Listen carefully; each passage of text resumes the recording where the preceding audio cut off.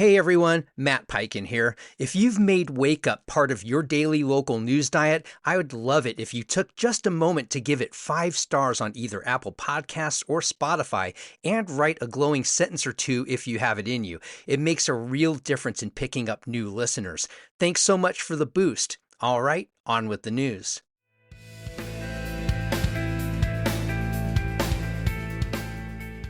Wake up, Raleigh. I'm Matt Peiken. Thanks so much for tuning into your local newscast for Tuesday, March 24th.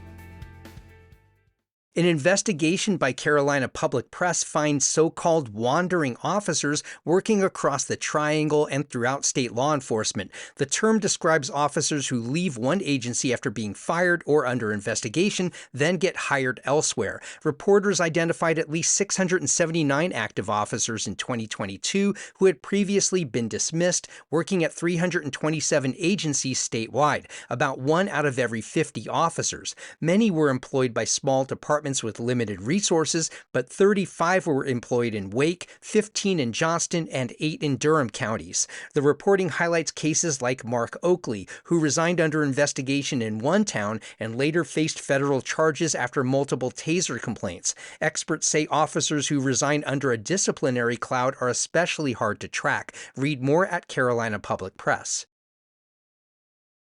North Carolina's failure to pass a state budget is now showing up in teacher paychecks. A new report from the State Department of Public Instruction finds average teacher compensation dropped 1% this school year to just shy of $61,000. The state already ranks near the bottom nationally in average teacher salary. North Carolina was the only state that didn't approve a budget last year, delaying raises for teachers and other state employees. Governor Stein is proposing pay increases while House and Senate leaders remain divided over tax cuts and spending. Read more in the News and Observer.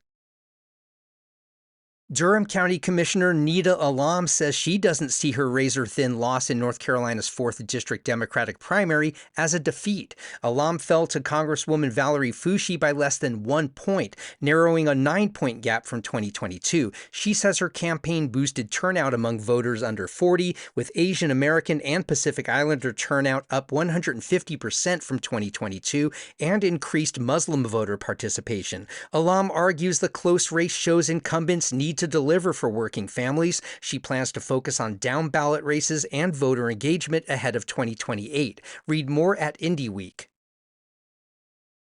Wake County Democrat Jay Chaudhary is criticizing the state's expansion of virtual charter schools, calling it educational malpractice. Chaudhary says the 2 online charter schools launched a decade ago have consistently earned D grades for performance, yet the state has approved 2 more standalone virtual schools and 4 new remote academies. Supporters, including the North Carolina Association for Public Charter Schools, say families need flexible options and have a fundamental right to choose. Some board members question whether expansion is a so-called money grab. State education leaders are also reviewing how the programs are funded. Read more at NC Newsline.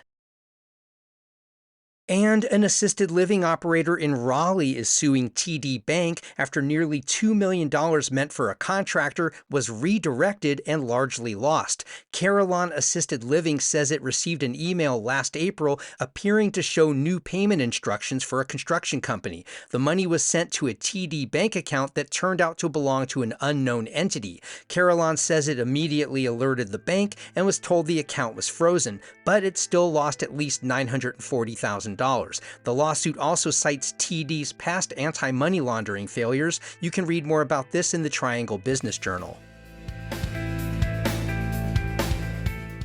I want to let you know this will be the final week of Wake Up broadcasts and that this Friday will be the last episode. I know for some of you this podcast became an important part of your local news diet and I really appreciate you listening. I'm not saying it'll be gone forever, but for now I need to turn my attention to another project. If you're a regular listener, I'd love to hear from you. Feel free to write me at editor@wakeupthenews.org. I'll see you through the rest of this week.